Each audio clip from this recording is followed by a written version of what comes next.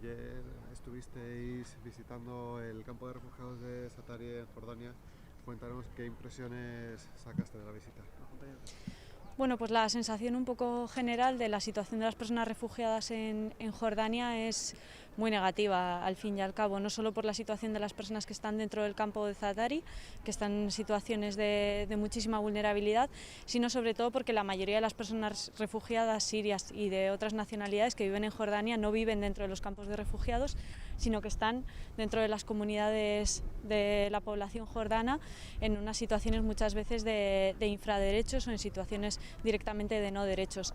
Una de las cosas que más me preocupó del campo de refugiados fue ver que no tienen libertad de movimiento, ¿no? Que necesitan permisos de la policía para poder salir y entrar, que son personas que no tienen derecho efectivo al trabajo, ¿no? Con las dificultades que eso genera para rehacer tu vida y para poder seguir adelante, ¿no? Y el hecho de que es un espacio en el que muchos derechos humanos están muy limitados. Es un poco la sensación general y creo que es una consecuencia directa de las políticas en materia de asilo que está poniendo en marcha el gobierno jordano, ¿no? Hemos visto cómo Jordania todavía no ha ratificado la Convención de Ginebra.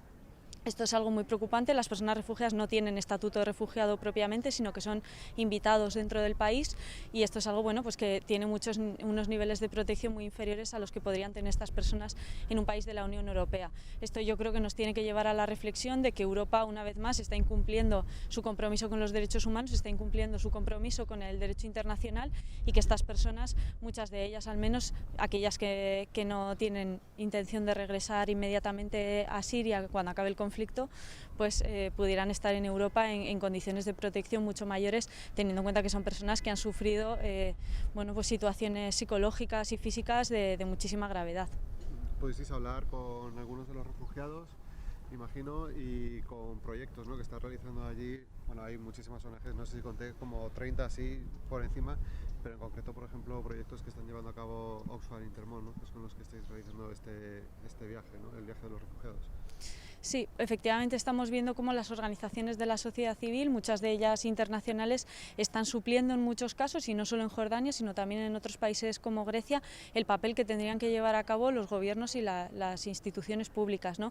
Esto es algo que nos preocupa enormemente, pero desde luego el trabajo que están realizando es encomiable y desde una lógica que en mi opinión es muy acertada, ¿no?, que tiene que ver con trabajar para garantizar los derechos de las personas refugiadas, pero además de las comunidades de acogida que ya tenían vulneraciones de derechos graves también previamente a esta crisis de personas refugiadas.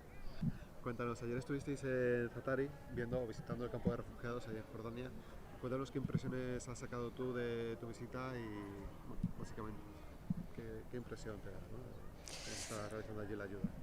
Bueno, lo más impresionante es pensar que es un campo con 80.000 personas, es decir, que es como una ciudad, ¿no?, con 28 escuelas, con servicios sanitarios, ahora con posibilidad de trabajar, que es una de las cosas que vimos y que yo creo que marca una cierta diferencia, ¿no?, para dignificar un poquito más la vida de las personas que están en el campo, que al final no pueden salir del campo. Y eso es un problema desde nuestro punto de vista muy grave, pero ahora tienen la oportunidad de hacer algunas actividades y por tanto de tener una cierta realización personal, que yo creo que es de las cosas más duras, ¿no?, de tener una vida normal como cualquiera de nosotros, de tener una actividad, un trabajo. De repente te ves desposeído de lo físico, pero también de tu capacidad para poder trabajar. Vimos una planta de reciclaje que han puesto en marcha en el campo y tuve la oportunidad precisamente de tener una conversación muy directa con la persona que dirige esa planta, que precisamente se dedicaba a eso en Damasco, y fue una conversación, la verdad es que no solo muy interesante, sino que emocionalmente muy intensa también para mí personalmente. Como, bueno, estuviste hablando con varios refugiados, ¿no?, también con una señora que llevaba 4 años, ¿no?, si tenía 60 años. ¿Qué impresión te quedas o te deja, ¿no?, esas conversaciones, ¿no?, con los refugiados? Bueno, yo creo que el sentimiento es de desgarro, que es un poco lo que esta señora también transmitió, ¿no? Nos contaba que tenía 4 hijos, 2 de ellos en Siria, y los otros dos con todas sus familias pues estaban en el campo y ella misma se echó a llorar cuando pensó en los hijos que había dejado en Siria. Es desgarrador, es ver vidas que estaban organizadas, que tenían una proyección de futuro, unas expectativas de repente interrumpidas abruptamente por un conflicto bélico y además, como decía, pues, desposeídas y expulsadas de su ambiente. La verdad es que es difícil de imaginar, es difícil de ponerse en su lugar, porque es increíble que algunos de ellos puedan seguir sonriendo, ¿no? También veíamos muchos niños a la salida del colegio, por ejemplo, cómo juegan entre ellos, cómo se hacen bromas, cómo sonríen, y la verdad es que yo creo que la palabra es eso, es desgarro.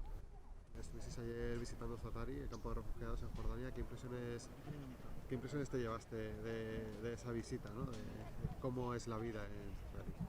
La verdad es que ha sido una visita impactante, ver cómo todas esas personas que han tenido que huir dejando historias tremendas detrás están ahora organizados en una especie de ciudad o país, incluso se puede llamar, porque tienen unas normas completamente diferentes, viven controlados todo el tiempo. Como esas personas, lo primero que nos decían nos daban las gracias por poder estar ahí, porque vienen de una situación muy extrema, pero al mismo tiempo están privados de su libertad y de todo tipo de cosas que tenían.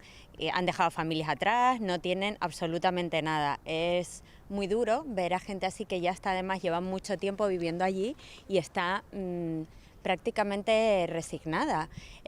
Muchos niños, a mí me impactó ver a tantos niños que no tienen un futuro por delante, porque han sufrido historias muy duras, como he dicho, que les van a causar, bueno, les están causando ya problemas psicológicos muy graves que no van a permitir que tengan un futuro como cualquiera de nosotros. Pase lo que pase, se solucione o no se solucione esta situación.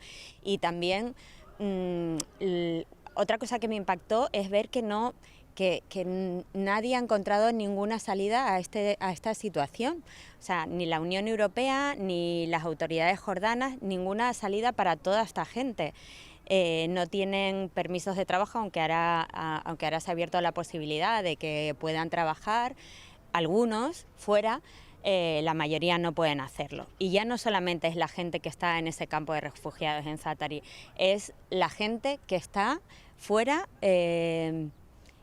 a las que no tienen papeles, que son personas que no están registradas, y los niños, muchos niños que vienen sin acompañamiento y no sabemos lo que está pasando con las mafias que hay detrás. Esto es una cuestión que es una crisis internacional de la que yo creo que todos deberíamos de tener esto presente, no ver un reportaje y llorar y al día siguiente que se nos olvide. Es algo que está pasando, que está afectando a la comunidad internacional ya, y por lo que debemos preocuparnos y actuar cuanto antes, sobre todo la Unión Europea. La Unión Europea no está haciendo lo que tiene que hacer, se están violando muchos derechos humanos y no estamos tomando las medidas para atajar esta situación y para darles un futuro a todas estas personas.